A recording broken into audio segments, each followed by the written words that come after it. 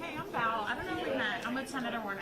Oh, okay. I'm Ethan. Nice to meet you. Ethan. Okay, we've emailed. Yep. Let me know if you need anything. Thank you. Yeah, exactly.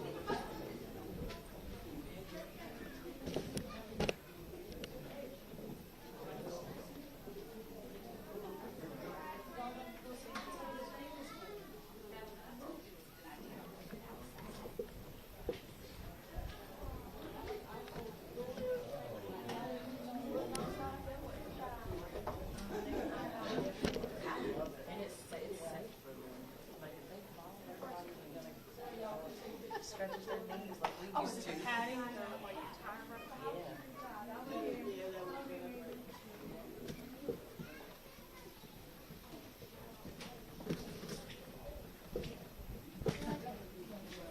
I was just getting a look. Oh, excuse me.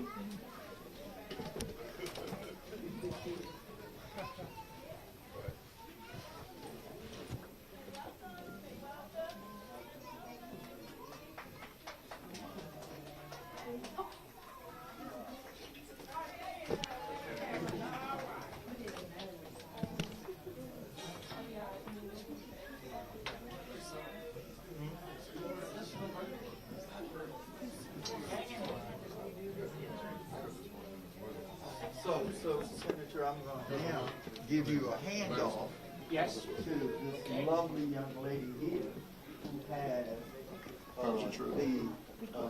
the school's north side.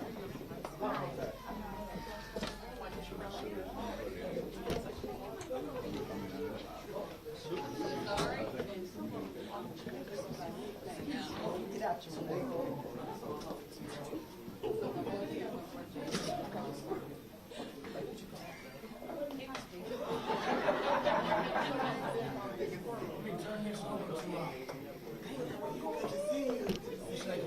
Good-looking gift.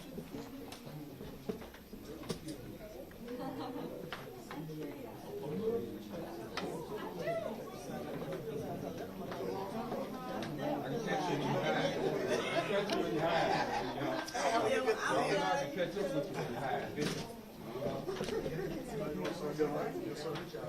to see you. I need to talk to y'all.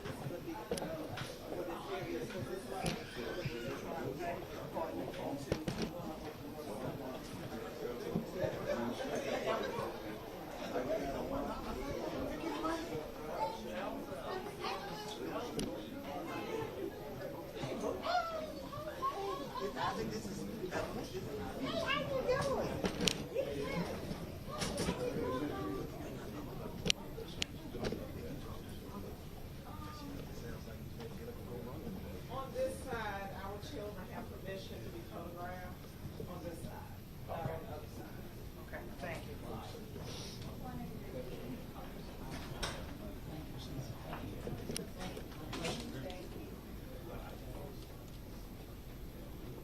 I've never seen cameramen move this quickly. Usually they get stuck at one spot and then don't move.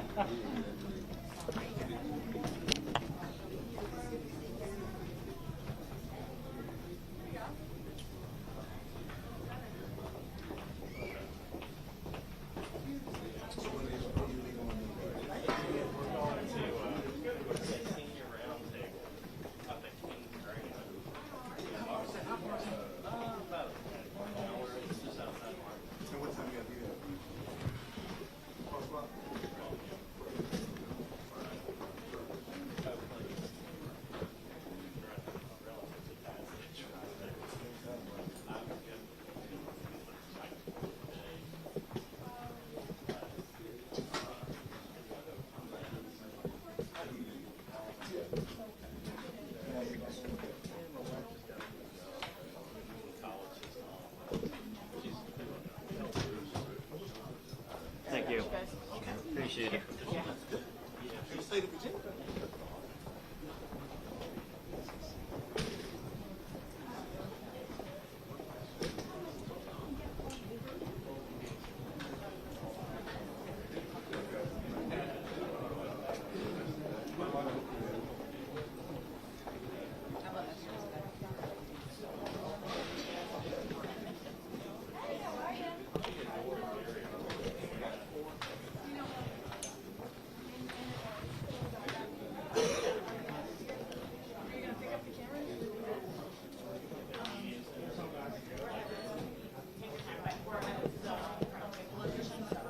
Okay.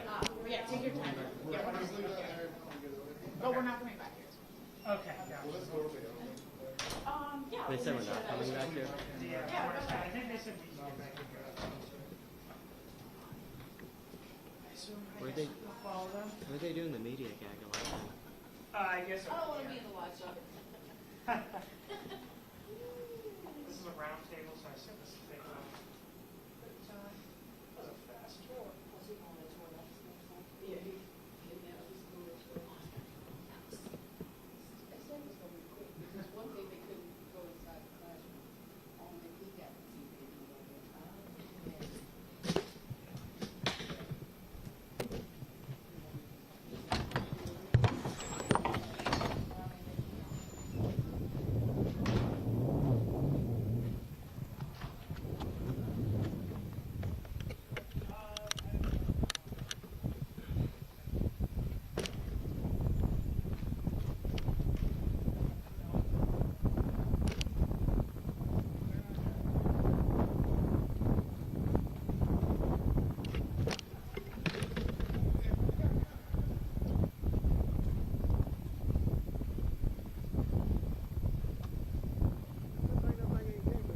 I wish it was lighter.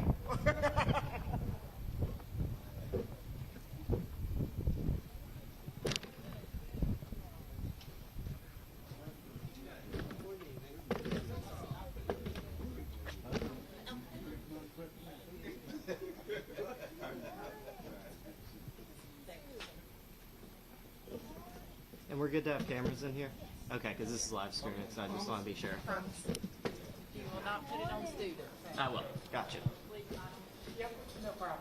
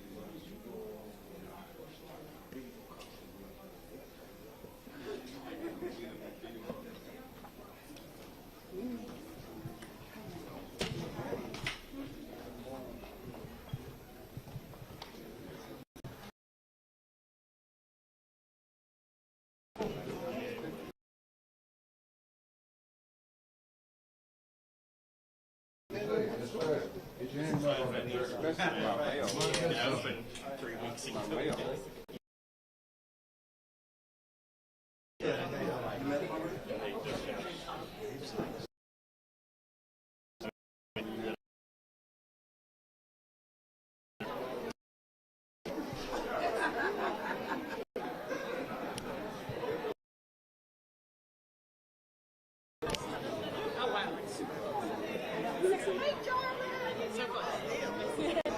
And they were all so basically they're kind of round robin.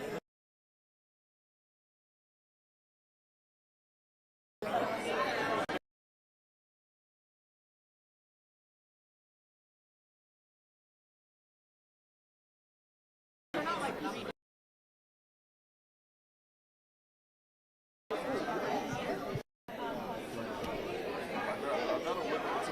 Like I said, I didn't know. But yeah, just okay.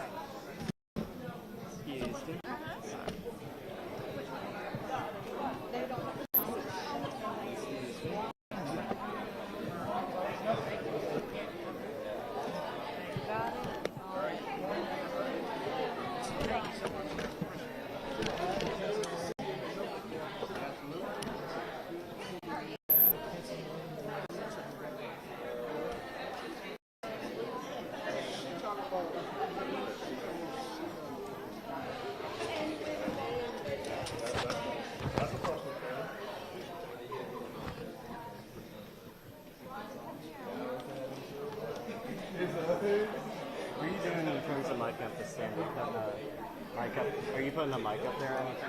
No, I'm just gonna grab sound from the gaggle, I think. Okay. My mic up there. Oh, really? I was like, I know you gotta be coming in. Yeah, no, it's not one of the go, no. I know we gotta stick behind you. Excuse me. Do you want to put a lapel on and just like, If we could do that, yeah, that'd be great. because he's Yeah. not going to stand behind the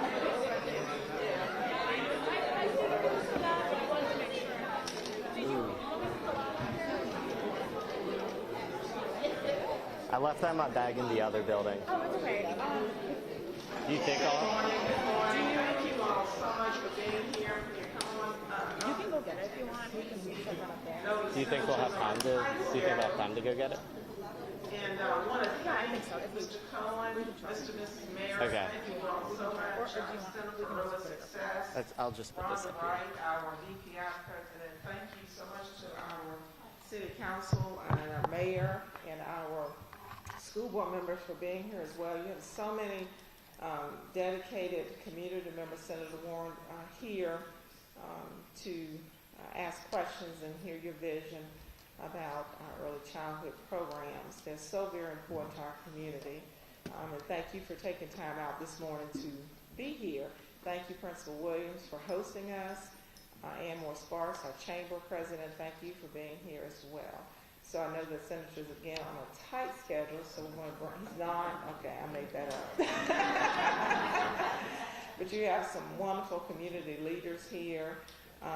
We have representation from our Ministerial Alliance and all our United Way group and different organizations here, economic development, and again, our county counterparts as well. So thank you for joining us and being here in Arnett Hill. Thank you. Well, good morning, everyone. It is great to be back in the comeback city. You know, I'd get myself in trouble if I didn't recognize the mayor and the city council. And I'm a little, I know I shouldn't say this with all these TV cameras rolling, but I'm on vacation. But this is my first event back, and I love coming to Danville and Pittsylvania County. I'm so grateful that so many folks have come out. I know we've got the council here, and obviously the mayor. I also wanted just to, again, re-acknowledge anybody here who's a member of the school board. Could you raise your hand? Well, God bless you. Yeah. Alonzo, sometimes I think my job is hard. My job isn't hard at all compared to being on the school board. I think school boards, particularly if you served for a few years and had to go through COVID, no matter what position you took, you're going to get grief. And, I think it's so important that we continue to recruit good people to get on the school board. And, it really is a labor of love, and I'm grateful for that. And I know the mayor said he just come from cutting another ribbon, right, at the new Goodwill store. I'll get myself in trouble as well if I talk about how much, what's happening in Danville, what's happening in Pittsylvania County, frankly, what's happening all across Southside is so impressive. Dr. Harrison, it was great that you gave me a little bit of that update. I can remember, when I acknowledged I've been doing this job, or the job of governor for some time, but I remember when we were having declining enrollment across the region, and now Danville and Southside is one of the fastest growing regions in the whole Commonwealth. Matter of fact, the actual comparison, while the numbers aren't the same, Northern Virginia's starting to go down a little bit, Southside's coming up. And I know he's not here this morning, but I want to acknowledge somebody that I've worked with for close to 30 years. He's been in the General Assembly, and that's Danny Marshall. Because we were on supposedly different teams, because we're different political parties, but there were so many things that we worked well together. And way back when I was governor, we needed to turn the state around. Danny was one of the legislators who I worked with. And also want to acknowledge the merits in terms of their new child care center. And I got a chance to visit and saw your wife, and Mr. Cohen. Thank you for what you're doing. It's an extraordinary, I think it's an extraordinary project. And we all know that child care and affordable early child care usually ranks number 1 or number 2, along with housing, as the 2 most important issues a community faces. And in so many ways, not to kind of go back in time, but way back when I was governor, one of the things we started in my last year was the Virginia Early Childhood Foundation. And that group has worked for some time. I knew my dear friend Ben Davenport and others were involved in the early days, and we had something for a while called Smart Beginnings in Southside, and I know that's morphed. But this community has always been forward-leaning on this issue. But this, in my mind, is not just forward-leaning, but a giant step forward. And the idea that I'd seen in other parts of the state, but not many that have actualized it the way you guys are here, of combining that, whether it's a nonprofit or for-profit early child care center with the public school division, in being able to kind of get the resources that so often are missing. Dr. Harris and I were talking about, the needs to get capital. You may have the operating ability, but if you don't have the capital to get the facility to start it, and having that combination with using a existing school facility makes a great deal of sense. And to see the child care center and then the combination with the preschool of the school division, this is a model I'd love to see replicated all across the state, and for that matter, all across the country. So, the truth is, we got to do a lot more in this area. 51% of Virginia is actually in a child care desert, which means there's not enough. And if you look at particularly low income or rural, the number even goes up to like 55%. And I have to tell you that I fear that over the last 7 or 8 months, with the new administration in Washington, I think we're unfortunately taking a step backwards on education. We've seen the president say he wants to get rid of the Department of Education. He has put forward a budget that would cut $12 billion of funding from Title I schools. Those are the schools that disproportionately serve, low-income communities. We've seen for a while at the beginning of the administration, there was a real concern that he was going to stop all the Head Start programs. And there's still uncertainty about Head Start. Head Start's not always perfect. There are ways you could reform. But the notion that you're just going to suddenly cut it off with no warning, we got through those early days, but it's still an enormous challenge. So a couple of things I've been trying. Well, first of all, I've tried to oppose some of the folks who are most in this area. Linda McMahon, who's the Secretary of Education, I didn't think she was right for the job. She used to run professional wrestling, and that may be a little bit like dealing with preschool kids, but I'm not sure that's exactly the qualification, and I'm not too keen on some of the things on the Secretary of Health, Mr. Kennedy. The healthy foods approach makes sense, but walking away from science doesn't make a lot of sense to me. So we're trying to struggle a little bit there. I do have a piece of legislation I want to share with you that I am going to be introducing as the Senate goes back into session as we move into September. What we see time and again is that we've got almost a 50% turnover in folks who work in child care. And a lot of that is frankly due to the fact, and the merits, and Mr. Cohen, I know they're doing the best they can, but folks in child care don't get paid a fair wage. So what I'm working on, I think I'll have bipartisan support, I think I'll have a Republican lead with me on this, is to say, could we create a tax credit that if you decide to give a raise, so we're not going to, you're paying what you're paying already, but if you give a raise to your child care staff, we would give a tax credit that would provide up to 35% of that raise. We'd have the federal government cover that.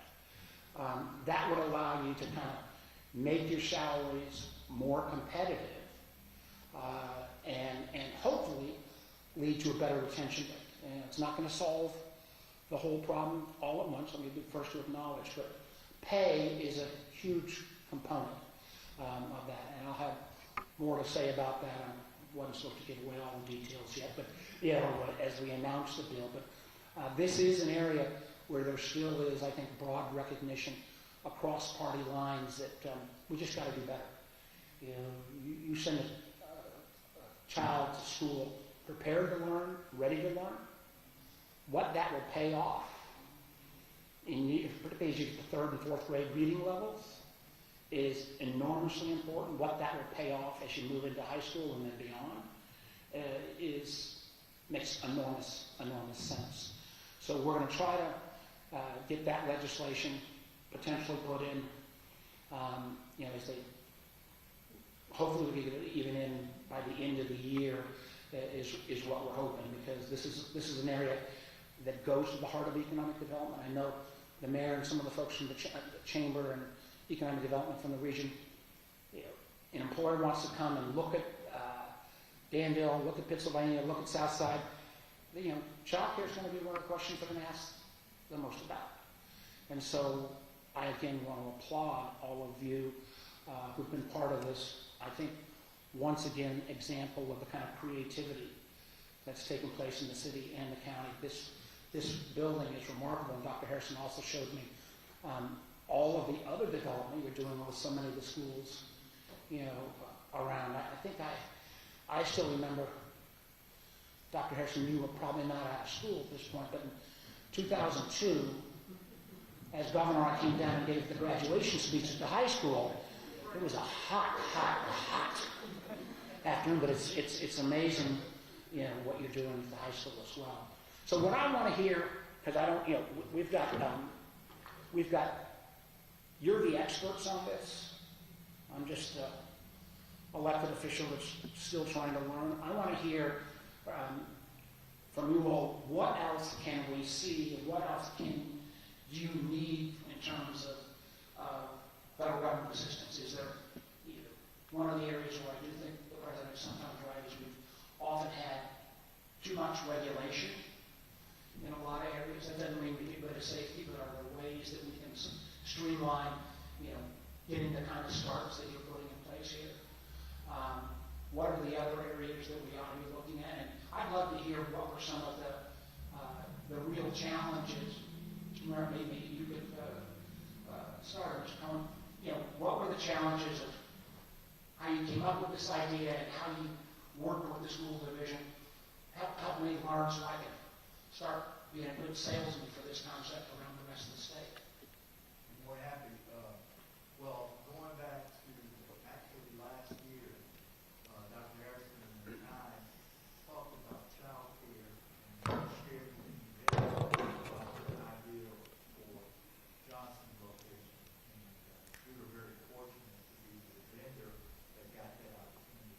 But as you stated, and most people know, the hardest thing is getting it started. We spent thousands of dollars buying furniture because it doesn't look good. Parents might want the children in that site. So also the quality of our teachers is very important. Getting them trained, things of that nature, because oftentimes they're not helpful because of the limitations. We'll have dedicated child care being babysitters and not nurturing. And so that's what we think of what we nurture our children to grow them and keep them ready to go to the next level. And so, was it hard to get, you mentioned school board, was it hard to get the ability for you to kind of open your center in a public space? Well, without Harrison, I guess, was supported. Right. Well, the biggest challenge was we opened the center in Roseville, which is in Richmond County. Right. That gave us the opportunity to learn what the Department of Education is looking for. But Dr. Harrison's leadership in this whole process. My understanding was she went out and kicked the tires at your facility in Pennsylvania. Indeed. She's also kicking us right now. We appreciate it. We do, because we're striving to be the best. Mr. Gordon, how did you get involved in all this? I'm not Dr. Merritt.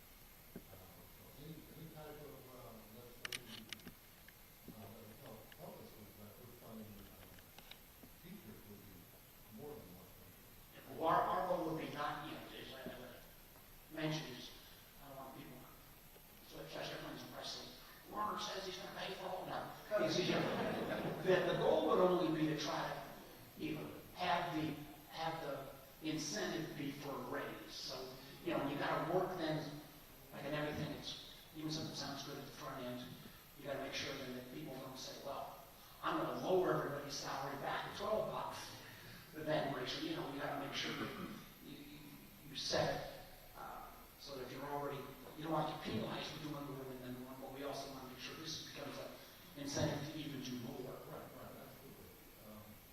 We're motivated as well to do the best for our employees. Another example would be if there's funding for education for our employees. So we go back to school and, their early childhood education. And then learn more, either through community college or even advanced, if they're pursuing a degree in childhood education. We want our staff to be able to move up in the organization as well. There was an initiative, and this was 15 years ago, even up in Loudoun County, where they were trying to, there was a foundation that was trying to provide resources to have early childhood educators go out and extend, you know, do exactly what you said, extend their education. I'm sure. So many of these things kind of get started and they run out of steam, and you know, you've got to keep constantly reinventing. But I think this idea of combining with the school division in a school, you know, you guys have got a rising school population. A lot of communities have gotten a lot of extra space.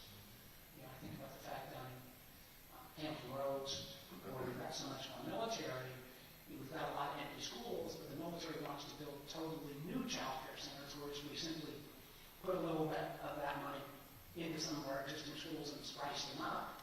I think it might be better.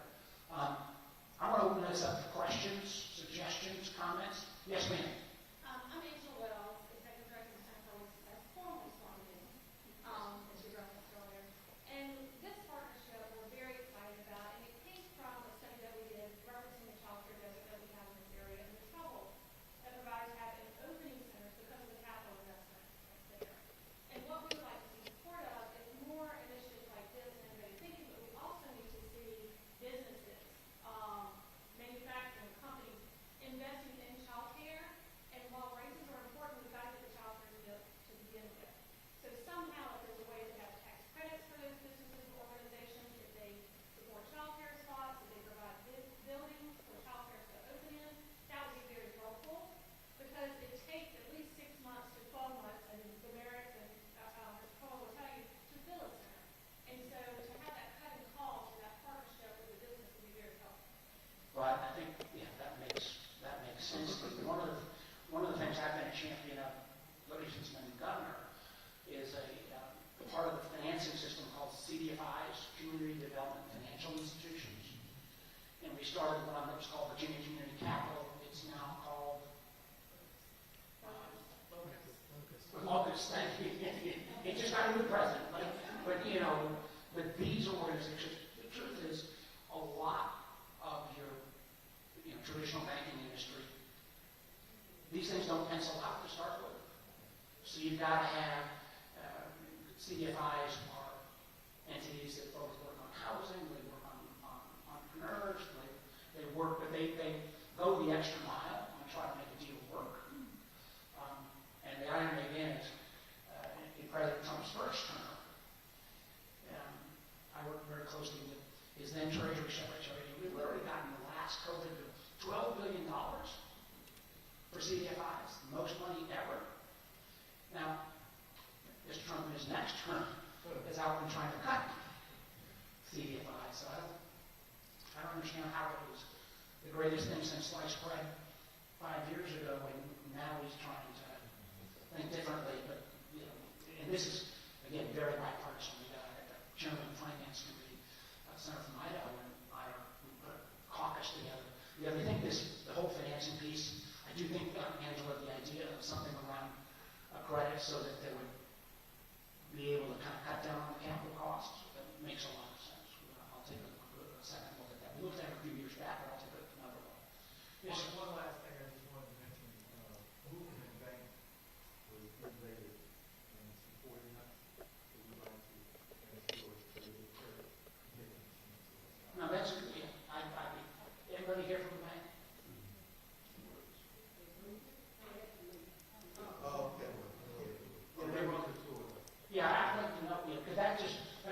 community banks here. And I'd just be interested in knowing what got them over the hump.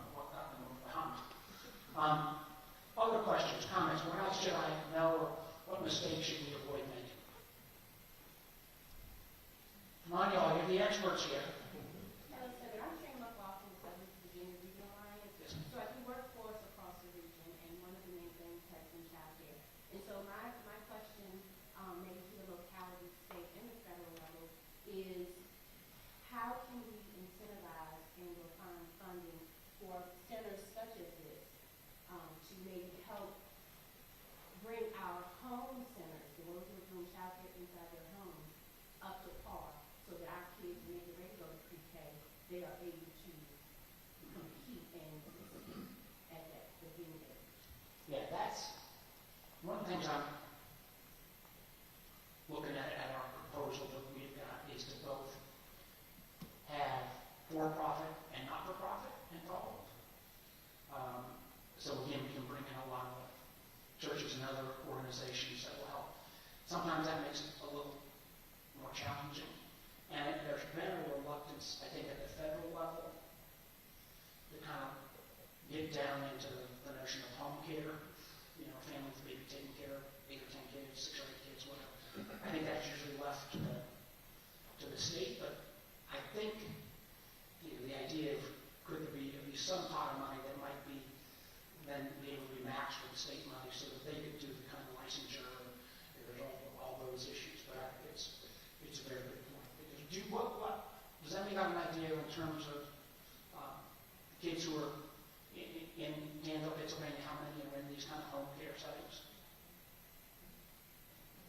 Angela, We only have, I think, two licensed family day home sites, and all the rest are what they consider non-registered, which means they only have 5 kids, so I would say less than 100.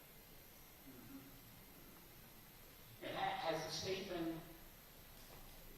It's very difficult for a family day home to make a profit in order to stay open. So they are the key to having round-the-clock services. So when you're looking at manufacturing that runs second and third shift, they are the key to having that second and third shift care, which is a big gap that we have in this area. That makes some sense to me. What are the other? Alonzo, I never would come to town without how does this fit into the overall city's plans? First of all, One politician to another here. I call on you to questions, sir. Principal Williams told me I was supposed to be reporting to detention, so I don't have but a few seconds. But I just want to say that partnerships, as you mentioned earlier, are one of the most amazing things about our school board members, and you mentioned school board members and Dr. Harrison. The most amazing thing that as council members, Councilman Bill and Councilman Good, is the way our school board is laid out. You got Darrell Perry. He's also the chair of, tell me what your chair is. I'm the chair of the Head Start Board of Directors. So he's the chair of the Head Start Board of Directors. And then you got different, Garrett Stanton. Gary Cherry, I'm CEO of the Boy Girls Club. You got Boys and Girls Club, Keisha Savvy, entrepreneurs. This is why I see them here. Tell me what you, I'm a local company. you talk about those homes and you can't see them. Nonprofit. Tell me what you do. Nonprofit executive director of the Village Company, and I also serve on the board of CIC Head Start. And then Keisha, talk about workforce. Yes, I am youth career coach for the WIOA program in Danville, Pennsylvania County. So all these partnerships with the school board member, this is something tremendously over here. One of the things that we have done at Danville is education, and we're certainly not going to see what will happen us is Dr. Harrison has been blessed. Dr. Harrison, she and the team that you just heard has been blessed, and by working with partners in the community, you see the child getting things to do, and it's on us. So I think what comes is the city council position, making education, anything you want to add, making education our more priority, is not just the line. It's just not nothing we say. We hear what's going on, we want to continue to make things better. Maybe you're into the rhythm couldn't do this, but we will. Let's talk about that. I don't know why didn't my staff make it to the rhythm coming? Talk to me about how confident are you feeling around Head Start these days? Because, these first couple of months of the new administration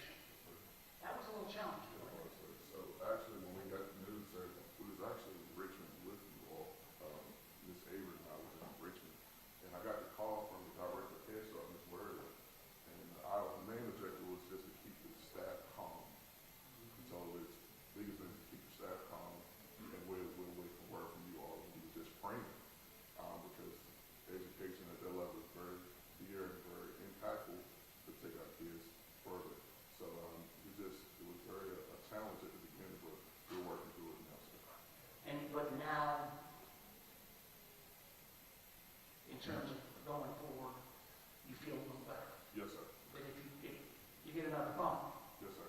please let us know. And it's one of the reasons where, you know, I don't know anybody in elected office that doesn't at least say, you know, education is really important. But if you say it, and you don't fund it, Absolutely. That's it. Very good. you know, that doesn't mean that there's not better ways to fund it, that doesn't mean you can't reform programs, but to come across the board and kind of cut this Title I money, and I'm not going to sound wonky, but you know, that's really that goes to our students that are most in need. And you know, we've got now, you know, the federal government's going after the 5 biggest school divisions in Northern Virginia. You know, try to cut the money without on completely unrelated items, frankly. But it doesn't make it one thing about my job though, it's never dull. I could use a little more dullness, frankly. Other questions or comments or suggestions? Come on. That's Wilbraham City Council. We have approved 3 daycare centers in the past 5 or 6 months. I guess they're all out of set. I'm asking at the same time. Didn't know there was time back in the Correct. You're correct. He's absolutely correct. And as you were stating, that's one of the things that you said earlier, Dr. Harrison, and shared with you, Kim Walker, the city manager. It's not just saying education is our #1 priority. We have this motto, you've got to fund it.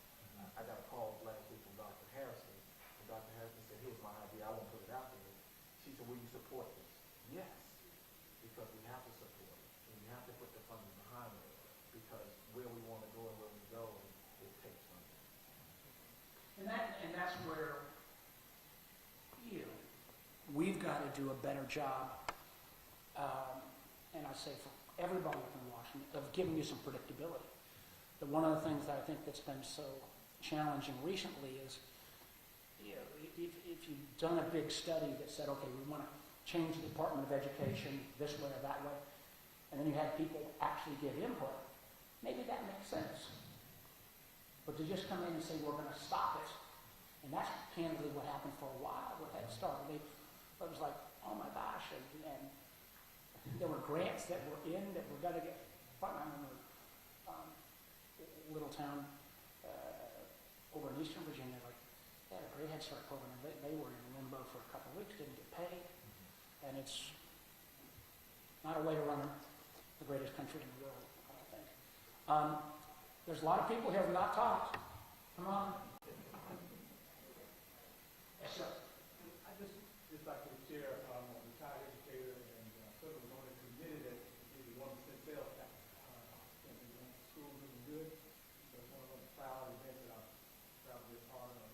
But I wanted to mention that I serve on a committee with the Danville Foundation, and one of the things we do is kind of look at our school time. And you know, we go visit different areas to see what others are doing. And one of them, we went to Florida and had a wonderful program, and just want to throw it out there. You know, what they did was to support the out-of-school time, school program, and Head Start program, and out-of-school time. What they did was similar to what we did when we did the 1% sales tax. After a 1% sales tax and geared it toward out of school time program. And man, it was tremendous. I was getting an award every year. I was awarded the program for excelling and to the upper standard. Just a thought. What are your opinions on Well,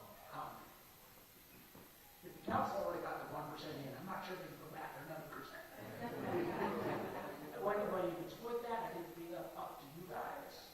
But I do think that, I know, not there. You just had a heart attack. We've got our Pennsylvania here as well. Keel over as well. Well, I didn't suggest that. That was the gentleman here was saying that, not me. But I do think that's a piece of it. You know, that's a piece of it. How do you take care of folks when they're out of school? I mean,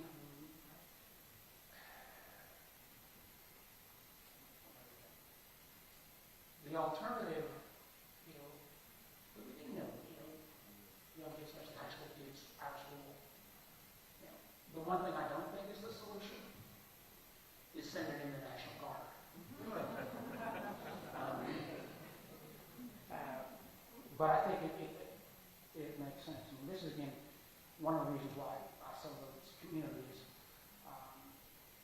you know, for so long, Southside carried the weight for all of Virginia. And then in the 90s and early 2000s, you know, you guys got walloped when the mills closed, and so much, you know, lesser communities not thrown in the towel. I can remember arguing with some of your community leaders 20 years ago, knocked down all those old structures. Thank God they didn't. They're now apartments and condos, and there's schools and anything anywhere. But you guys have done this pretty much on your own. I mean, there's been federal and state support, but you didn't have the kind of local leadership that would step up. So I think anything that can fill in that time, and whether that money has to come out of education or whether it come out of, you know, criminal justice areas or something, because you get kids off the street, that's going to cut down. But it's if you got ideas, or you know, if you get more information on the food aid initiative, love to take a look at it, because it seems like with the current administration, they would fund a lot of things around criminal justice, but they don't seem to want to fund things around education. And I kind of believe the two are, you do less on one, you get more on the other. So maybe there would be something we could look at in that area, and we could maybe find a different pot. I think we can do it together, because what I've seen and what's happening with, and you can correct me if I'm wrong, the church-based tutorial program, after the church-based tutorial program, big Boys and Girls Club, Big Brothers, Big Sisters, and Salvation Army, you all, Kenny, correct me if I'm wrong, you all have already formed a partnership. Is that correct? And so one of the priorities with the Caesars money, one of the priorities in there is education. And so I think, I don't want to leave this, because I'm real excited about what you all are doing, I don't want to leave this meeting that say that what can we do. I think we all can work together, because they've already formed their partnership. Well, that's again something different. There are a lot of communities, you know, the Boys and Girls Club and the other organizations, they compete rather than collaborate. And that's not a good section. Is our principal still here? Anybody from the school? I'd just be curious, and also with the preschool program, how is that working together? How is that like having these very small children in with the preschool program and the school here? I know it's early on, we're only a couple weeks in. Does somebody want to give me a comment? Yes, ma'am. Right. And we're just trying to be good neighbors. At the beginning of the school year, they did have some struggles with not having the materials and things. So we were happy to share some of our things so that they had their open house and everything looked good and ready. We've been working together to talk about training with teachers. So we're just here to help, because we know that everybody working together is just going to make it help. And is there, and I imagine a lot of your children have young children. Yeah, we have some students of mine that go to North Carolina Mine and come over to our preschool because they can't do the morning school. And then our kids go back to them because they're in African school. Well, one of the things, how big of an issue is transportation? Talk to me. Don't just everybody nod, somebody can comment on that. No, it's very expensive. We pick up in the city as low as in the county for our county. So that's a major cost. Gasoline, people are really very, very expensive. But a lot of parents will be able to use those services without any expense. But you guys pick up the cost of the transportation? Because I know I was seeing one in Northern Virginia, and you know, it scared the heck out of me that, you know, they said some lady would come by, put six or seven kids into the car, and then the family had to then pay, you know, it would, you know, Northern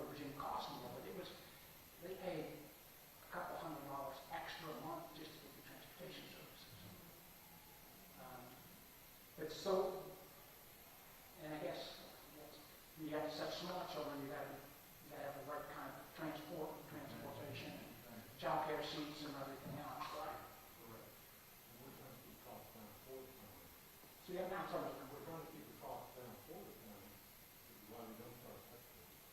And we have them going out of school period for the rate, we include it when they need it. Yeah. We want to make sure the kids get what they need to be. And hopefully we do that model going. Mhm. Well, I'd be interested in learning a little bit more about how you're doing that, because I think this transportation issue is a huge one. Yes, ma'am. Senator Warner, I'm sure you're familiar with Westchester County, and you remember child care was in the basement of that building, and they used it as multi-generational. But, you know, how many child cares are you still located in corporate settings? The business runs a top, and then parents are bringing their children to the daycares to be taken care of. I don't know for how many hours, but are you still seeing that going on in the state of Virginia? Yes, ma'am. And thank you for what you guys do, because I think that intergenerational, I say that is, since I've been gone a little bit, been spending a lot of time with my 2.5-year-old grandchild, which, Lord knows, it's fine for a while, but all right, God bless you who are the teacher. I was in a back out one and a 10-week-old, after about an hour and a half, I need some relief. But I've always thought the intergenerational made a lot of sense. There was one in Richmond I went to that had, they would have the seniors come down and I thought it was a great idea. I don't know why it's never gone to scale. I also don't know why, as we think about large employers, there's been some efforts to put child care, but it's never gotten to scale. And quite honestly, I don't fully understand why, because I think it would be a great retention tool for workforce if you got a child care facility, at your facility. One thing I wanted to ask, is there any, one of the, again, very cool things that you guys have done is your program here with the Navy, where you do the training. Again, when I tell senators from other states, Danville, Virginia is training folks for submarines, they look at me a little bit funny. They say, where's the water? But it's a really cool, I know the Navy's continued to build it out, but since a lot of these people come for the training for how long? About 6 months or so? 6 months. Don't some of them bring families, and do they have those folks coming in? I imagine they need child care as well in some cases, right? Have we had one? Somebody's going to say yes? You guys got to speak up. I'm old. My hearing aids didn't get charged last night. Yes, and they try to give referrals to those families.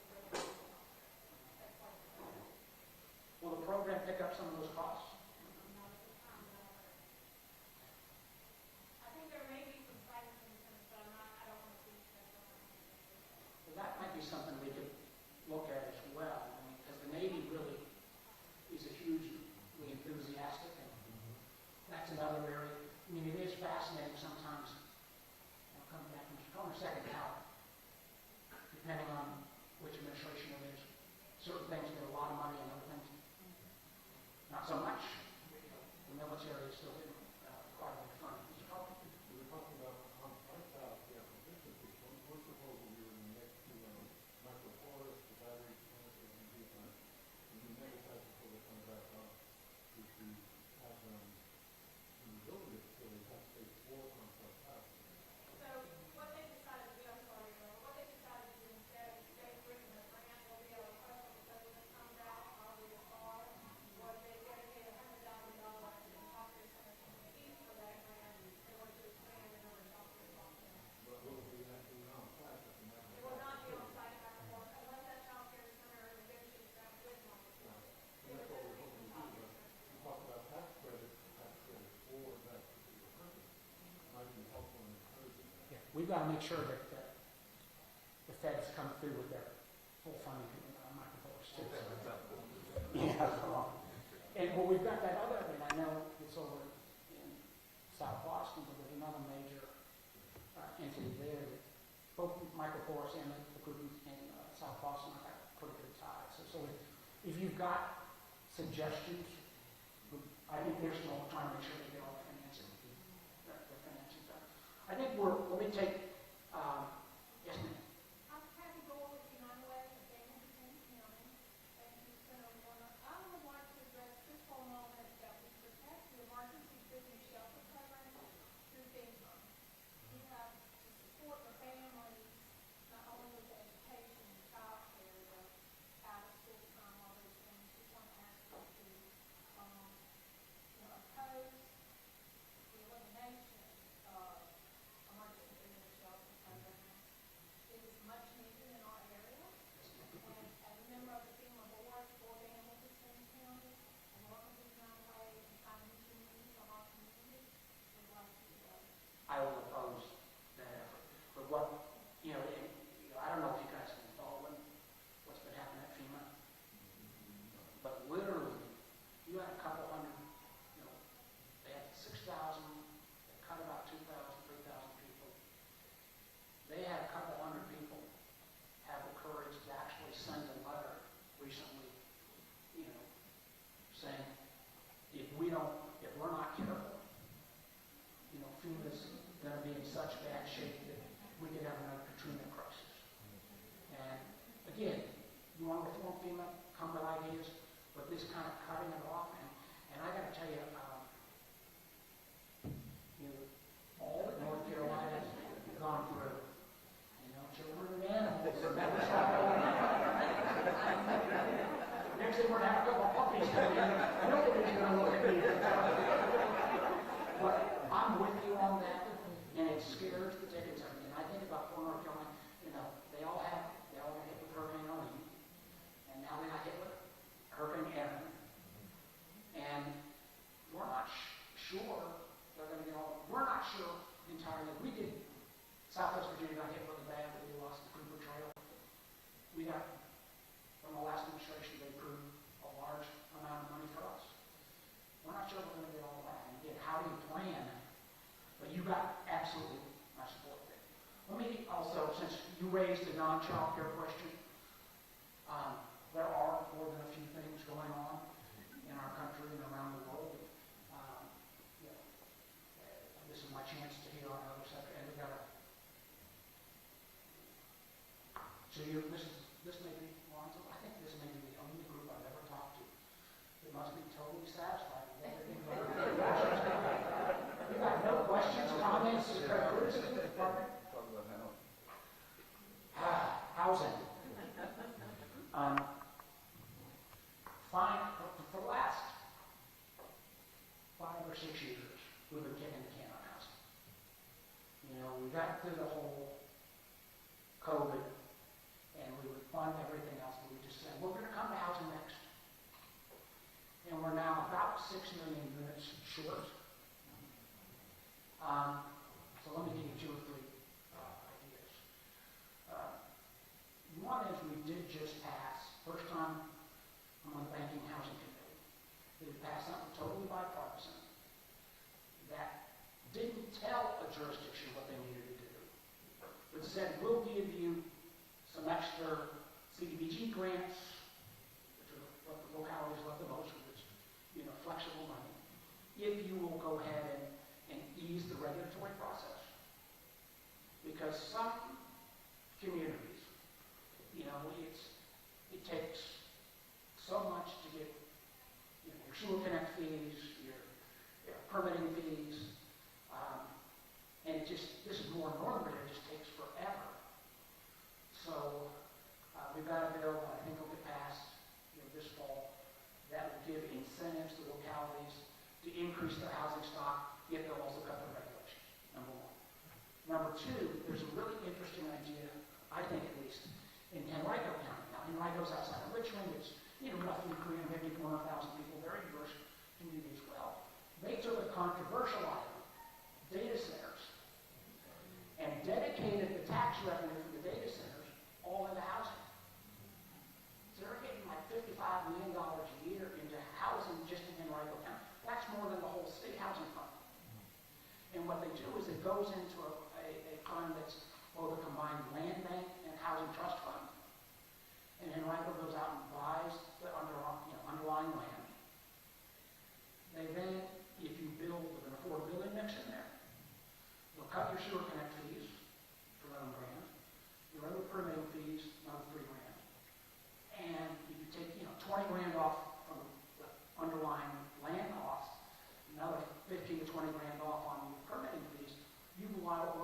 realize that housing and some of the things pencil out. And, you know, to me, it's a very interesting idea. I'm also, because this is, I think would apply, might be better suited for Pennsylvania than the city, but we have a huge number of religious institutions that got a lot of extra land. They would love to build housing, you know, and, you know, multifamily housing. So I'm trying to think, is there a way that we can use the church, synagogue, mosque, whatever, tax exempt status to also give some incentives to actually build land build housing on religious property. And there's a lot of congregations that are declining. Some of you got a revenue stream that would go back a little bit to the you know, to the church. It's, you know, I think we have to think, and these are just a couple ideas, but if you've got equivalents, housing, the poll recently done a regime, housing was the number one issue. And I fear, it sounds political here again, but I fear that all of these tariffs, you know, listen, you can call it whatever you want, a tariff is a tax. And it is going to add to the cost, because if we import the lumber or whatever from Canada elsewhere, it's going to drive costs up. So housing, I think, is the one that it's not just Virginia, it's nationwide. But I do think some of these ideas, using religious facilities, incentives where you could dedicate a revenue stream.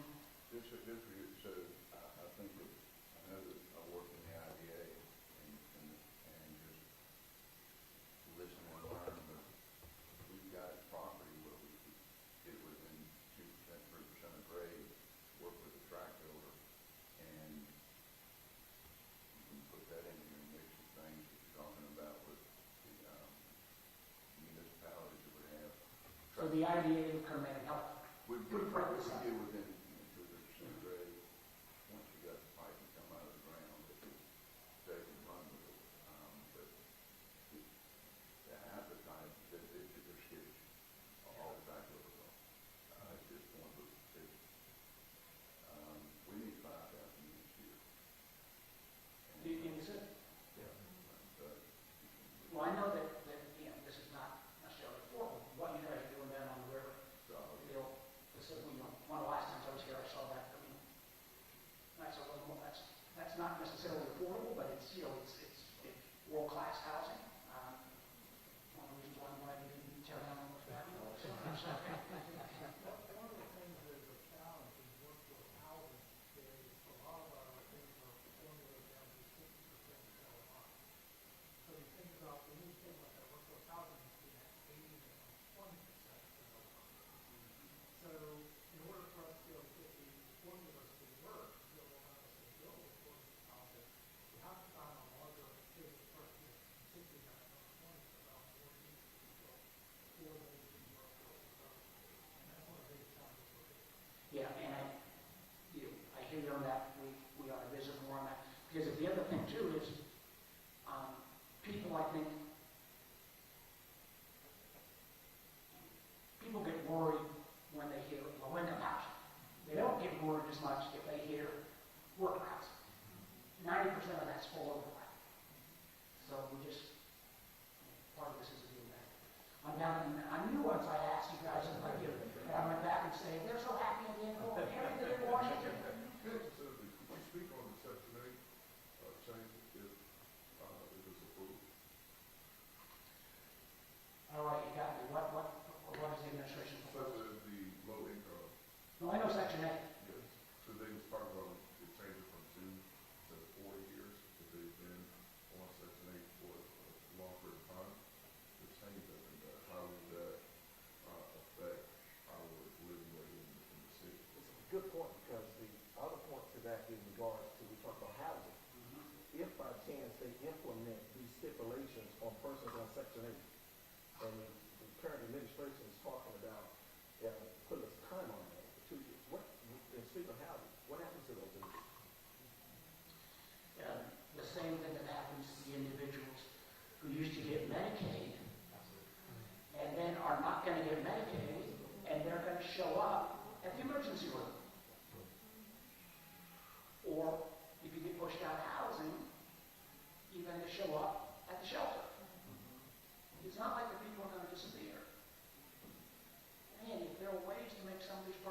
efficient, in fact, county in, but the idea we're just gonna arbitrarily cut doesn't make sense. I'm getting definitely the hook. I gotta go to Martinsville next. Where there's some good things going on as well. You know, and I do want to compliment everybody in the region, because for a lot of times, you know, I always thought if we could actually get South Boston, Danville, and Martinsville and surrounding counties to work together. But I think a lot of progress has been made. And I want to thank all of you for coming out. Dr. Harrison, did she have to go back to work? There you go. This is work, young ladies. So 30 seconds on data center. Data centers, I still think they're not the be-all, end-all solution. We know we've got a lot of them here, a few counties over that Microsoft has got, but I think it's going to be part of the mix. And they generate a lot of tax revenue. And they have gotten better from, you know, I think the locality has to look very much about making sure they're screened. You know, they're pretty good, ugly, but they have gotten a lot better, both in terms of how they can be screened, they're not as loud, they're getting more efficient. My personal belief is, you know, if Virginia continue to be the lead, that will be good because it'll attract other tech-related jobs. But we got to find a way that the amount of power they use, we can't have localities pick up the cost of the power they use. So I'm a big believer that the only way, you know, I'm for all of the natural gas, solar, wind, all, I think we need it, but I don't think we're going to ever be able to do these data centers or do all the AI stuff related without bringing back nuclear. And small modular reactors, I think if we don't build them, China and Russia got to build them. And there's a lot of talk about, and I've been trying to work with the government on this to see if we can get a couple of them here. But I think a power source, appropriate screening, no sound interference, there's something to take a look at. Chesterfield County's working on one now. Yeah. Well, Chesterfield's actually working on one that would be the next generation beyond SMRs called fusion. And that's like the holy grail. That doesn't even have the waste issues and stuff. But let me, again, thank particularly Dr. Harrison and particularly our friends from the center. Thank you for your courage. Because you got to be a little bit crazy to try this. Thank you all here for being part of the community and coming out and sharing with it. And just, you know, this really gives me hope because there have been, you know, these last 6 or 7 months on my day job have been hard. And when I come out and see, you know, the kind of community here and the basic decency that exists in communities and what you're doing to make your community grow and prosper, it allows me to go back, climb back in the trenches, and keep fighting. So, thank you, Danville. Thank you, Pennsylvania County. Thank you all for coming out. Congratulations to everyone.